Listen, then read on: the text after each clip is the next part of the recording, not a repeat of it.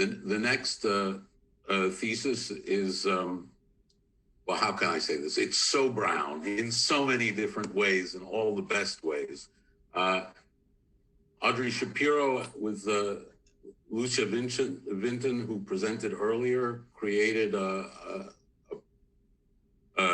education program called YEP, Young Entrepreneurs of Providence, a few years back, and have been giving students from disadvantaged backgrounds and the public school system of Providence, which we all know is not so great, opportunities to learn about entrepreneurship. What Audrey has done is conducted a rigorous analysis of the impact of a program that she, as a social entrepreneur with other Brown students, have created, and it's a really thrilling piece of work. Audrey hails from New York City, and the readers on this thesis were Jayante Owens and Alla Baranovsky. So with that, I turn the floor over to Audrey, and looking forward to the presentation. Thank you so much, Tony. So hello, my name is Audrey Shapiro, and today I will be presenting a program evaluation I conducted on Young Entrepreneurs of Providence, also known as YEP. Wait, sorry to clarify, is the presentation being shared? Okay, good. So I will go to the next slide then. YEP was founded in 2019 by myself and two other students, Leah Lamb and Lucia Winton, who also presented her thesis earlier today. YEP is an entirely free entrepreneurial education program hosted at Brown University. The program is primarily for Providence public high school students. Throughout the course of the semester, students learn a new entrepreneurial skill each week and apply it to a venture that they develop. Over the course of 3 semesters, we have had 60 participants from 11 different schools in Rhode Island and Massachusetts. YEP was created with 2 missions. The first aim of YEP is to develop capable entrepreneurs that will grow the prosperity of their respective communities. The current imbalances in wealth in the United States makes it critical that we develop innovative solutions to stimulate wealth in low-income communities.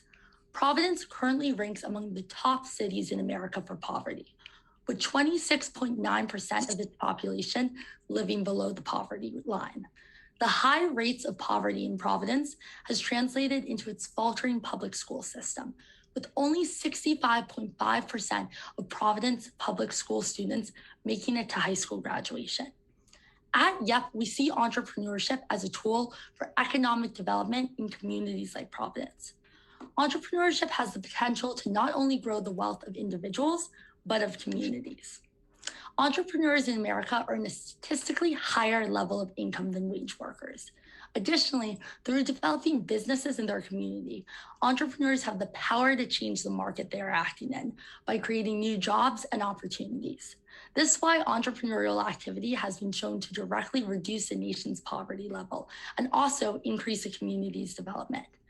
Yet, since people from low-income communities typically have less educational and business management opportunities, there's a major information gap that makes entrepreneurship less prevalent and also less successful in low-income communities. YEP sees entrepreneurial education as a meaningful solution to fill in these gaps. By creating an entrepreneurial education program primarily for students from public schools in Providence, YEP hopes to uncover innovative entrepreneurs that will grow the wealth of Providence.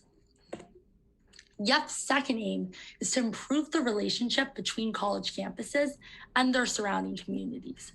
The extreme imbalance of wealth in this nation is reflected in the resource discrepancy between elite universities and their surrounding communities. Every Ivy League university except for Harvard and Dartmouth is surrounded by a town with a poverty rate higher than the national average, 14%. While elite universities can bring great prestige to a neighborhood, their tax-exempt status and insularity make it hard for their resources to translate past their university gates, resulting in contentious relationships between universities and their surrounding communities. Brown and Providence's relationship is no exception. In fact, many Providence citizens and even former Providence Mayor Angel Taveras considers Brown's lack of contributions to the community as a main factor in the city's economic distress. Considering the imbalance between towns and elite universities, it is necessary that universities create even more interventions to share their resources with their surrounding community. YEP is an intervention aimed at doing just that. Through developing a program that invites Providence students onto campus, YEP aims to create a closer, more bilateral relationship between Providence and Brown. In order to assess whether YEP has the potential to achieve these two goals, I conducted interviews with 40% of our alumni. I developed a standardized set of questions that I read to every student verbatim. The questions were developed to examine whether YEP's main goals were achieved. After gathering this data, I conducted a series of matched pairs t-tests to assess whether YEP made a statistically significant difference on a student's entrepreneurial knowledge, capability, and perception of Brown University. Additionally, the qualitative data from these interviews allowed me to understand important themes that came up through thematic analysis. The results of my study suggest that YEP has the potential to develop capable entrepreneurs and also to improve town-gown relations. In terms of YEP's potential to improve its participants' entrepreneurial knowledge and capability, the results of the study found that after the incubator, 83% of YEP's participants believed that they had sufficient knowledge to start a venture, despite having little to no prior exposure to entrepreneurship. These results are further supported by the fact that 83% of the participants interviewed have launched or are in the process of launching their own venture in Providence. One participant shared that before YEP, they didn't know how to spell entrepreneurship. But they said every night I would come home and watch my parents come home late at night, and they were exhausted and sad. I wanted to create a better life for them and myself. I knew I wanted to create my own business, so I applied for YEP. This student has currently made this dream a reality, as they're on a gap year from college to start their own cosmetics business. The advanced level of entrepreneurial knowledge that YEP's participants gained in the program suggests that it may be a meaningful tool to develop capable entrepreneurs and people with little to no exposure to entrepreneurship. Additionally, the high degree of entrepreneurial activity from participants from YEP suggests that YEP has the potential to stimulate entrepreneurship in low-income communities. The results from the study also suggest that YEP has the potential to improve town-gown relations. 75% of our participants' perception of Brown changed from unwelcoming to welcoming after the incubator. One student shared that before YEP, they were too afraid to even walk down Thayer Street. This theme was also found in a lot of the other interviews. One student summed up this experience by saying, Brown seems super pretentious. You'd walk down the street and students would act like, how am I breathing the same air as you? After YEP, though, their perception changed drastically. By coming to campus, the majority of participants realized that they weren't that different from Brown students. One student even said, YEP made me realize that Brown students weren't really any smarter than me or my classmates. By realizing that they weren't that different from Brown students, many YEP students began to see Brown as a space that was welcome to them and that they could also utilize too. Our students frequently use Brown's public resources and can be found nearby campus even after the incubator. An unexpected result was that inviting Providence students onto campus not only changed their perception of Brown University, it changed their perception of what they could achieve. One student spoke about this experience by saying, I would have never imagined that Brown would invite me or students at my school onto campus. We don't have millionaire parents. The fact that you all wanted us, it changed things for me.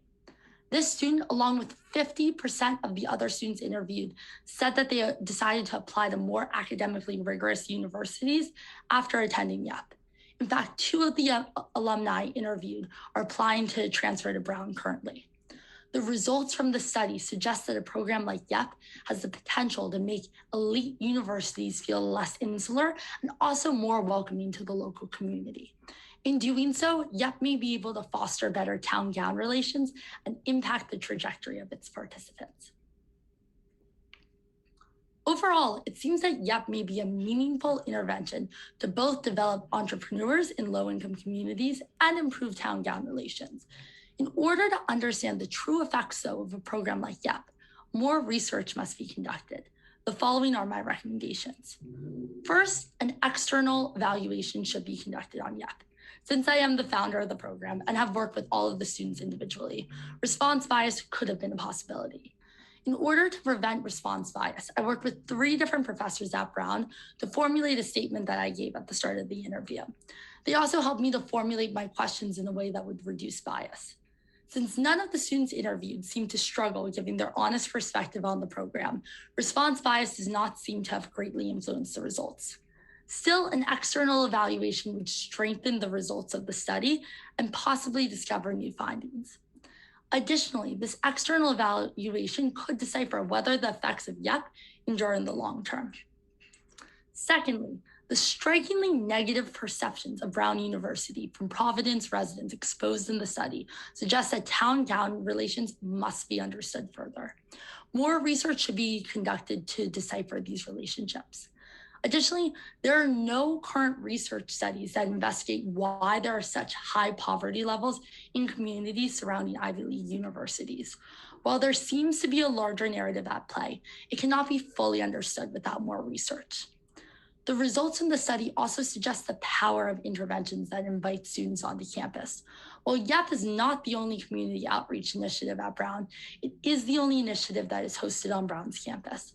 The results of the study show the importance of developing more initiatives that invite the local community onto campus. Lastly, YEP should be tested in other communities. While YEP may be a meaningful intervention to produce capable entrepreneurs in Providence and improve town-gown relations, it is unclear whether these results would hold up in other communities. The promising results of the study, though, suggest that YEP may have great potential to do so. The lack of resources in communities neighboring other Ivy League universities could make these schools a viable place to start YEP chapters. While YEP has the potential to both strengthen town-gown relations and produce capable entrepreneurs, at the end of the day, it is not our program that has done this. It is our students. If there is one thing you take away from this presentation today, I hope you see the power of Providence students. Our future depends on these students and other students throughout America, and we are in good hands, but only if we give them the opportunities they need to flourish. Thank you.